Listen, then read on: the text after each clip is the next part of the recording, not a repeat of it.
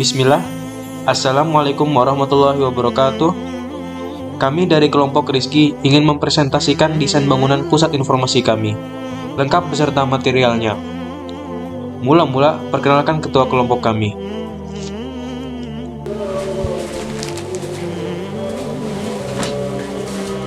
Saya Muhammad Rizky, NRP 21 2023 049. Dan saya RM Abdurrofi, NRP 21 2023 057. Lalu ada Rifki Nurrohman, NRP 21 2023 023. Lalu ada Aris Abdul Aziz, NRP 21 2023 010. Dan ada Rifki Wahyudi, 21 2023 022. Izinkan kami mempresentasikan bangunan kami.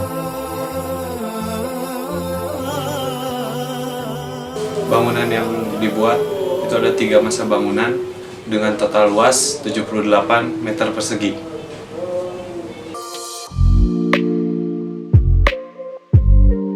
Untuk selanjutnya saya akan membahas tentang fondasi. Untuk keterangan fondasi, fondasi batu kali tinggi 80 dan lebar 100 meter. Untuk ukuran terasam, WC itu lebih tinggi, dan untuk tinggi bangunan adalah 4 meter. Untuk kolom ada 21 buah. Untuk lebar balok 19 kali 20 cm. Untuk dalam potongan fondasi itu ada 7 fondasi dengan slope 15 kali 20. Untuk fondasi batu kali merupakan jenis fondasi dangkal yang digunakan pada bangunan dengan beban ringan seperti rumah tinggal. Fondasi batu kali tersusun dari sekumpulan batu alam dengan bentuk yang berbeda, lalu dicampur dengan bahan pengikat seperti semen, beton, dan lainnya supaya lebih solid dan kuat. Batu kali sendiri merupakan material yang mudah ditemukan di area sungai maupun pegunungan. Dalam proses pemasangan sebagai fondasi, batu kali tidak akan diubah untuk bentuk maupun ukurannya.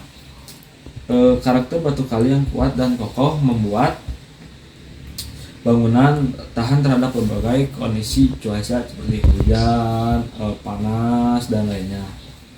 Oleh karena fondasi batu kali adalah pilihan terbaik untuk struktur rumah tinggal.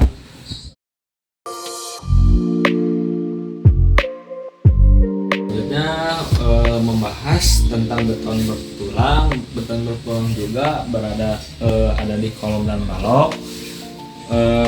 Untuk beton adalah material bangunan yang terbuat dari campuran antara bahan agregat kasar dan halus. Bahan-bahan ini dapat terdiri dari kerikil, pasir, dan batu-batuan. Yang terpecah adalah batu split. Lalu zat campuran sendiri menggunakan air dan semen sebagai pengikatnya.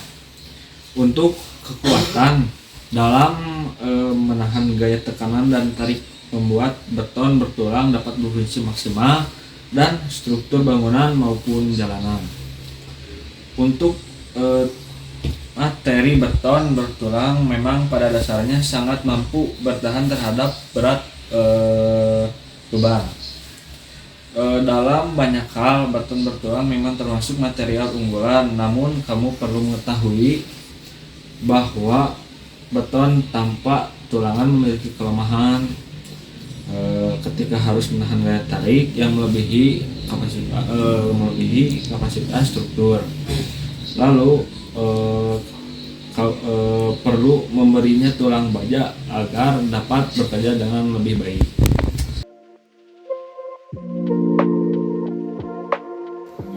Selanjutnya saya akan membahas material atap yang digunakan dalam desain kita. Kita menggunakan jenis atap bitumen yang merupakan kualitas tertinggi dan sering digunakan dalam rumah-rumah gaya modern. Atap aspal atau disebut atap bitumen merupakan atap jenis yang dihasilkan dari campuran aspal dan berbagai bahan lain seperti fiberglass, pasir batu, dan lapisan lainnya. Bitumen itu sendiri adalah aspal cair yang dibuat melalui proses menggabungkan hidrogen dan hidrokarbon dengan sedikit campuran dari belerang dan klorin serta oksigen. Aspal akan tampak padat pada suhu ruangan, akan tetapi merupakan cairan yang sangat kental. Area penerapannya beragam, salah satu pada atap atau genteng bitumen. Atap bitumen adalah jenis atap dengan komposisi struktur utama merupakan aspal atau disebut bitumen, bertulang dengan berbagai komposisi yang sangat kuat, seperti lapisan rumput laut, fiberglass, lapisan rumput laut, dan pasir batu. Struktur bahan dasar bitumen diperlakukan dengan tekanan tinggi dan teknik pemanasan, sehingga atap jenis ini lebih lentur dan stabil serta tidak mudah pecah.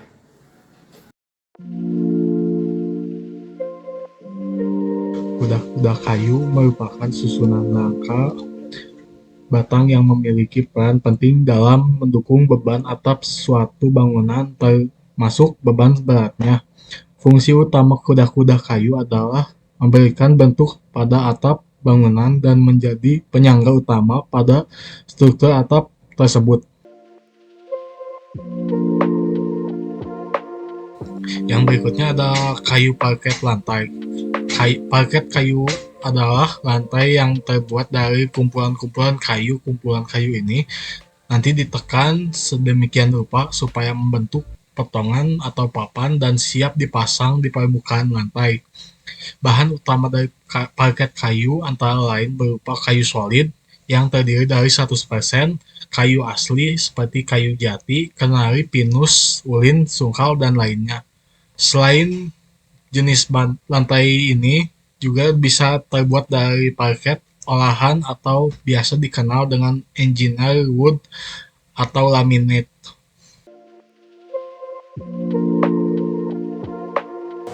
Material logam yang digunakan pada bangunan ini ada dua. Yang pertama adalah kusen aluminium dan yang kedua adalah ACP atau aluminium composite panel.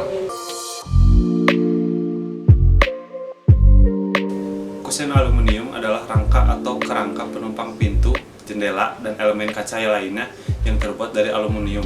Bahan ini ya dipilih karena sifatnya yang ringan, tahan karat, dan mudah untuk dikelola dalam proses manufaktur. Hadir dalam berbagai bentuk dan desain juga, kusen ini memberikan fleksibilitas yang tinggi dalam hal estetika dan fungsionalitas. Lalu ada aluminium composite panel atau ACP. Itu adalah perpaduan antara plat aluminium dan bahan komposit. Jadi bahan bangunan ini terbuat dari bahan polietilen yang dilapisi dengan lembaran aluminium pada kedua sisinya. Lembaran aluminium composite panel sendiri merupakan lembaran yang kaku dan kuat namun memiliki berat yang relatif ringan. Kami memilih ACP dikarenakan terdapat banyak warna dan juga materialnya yang bagus dan juga tahan lama.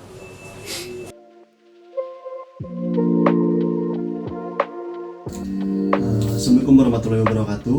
Jadi pada kesempatan kali ini saya akan menjelaskan material bangunan yang digunakan, yaitu ada cat.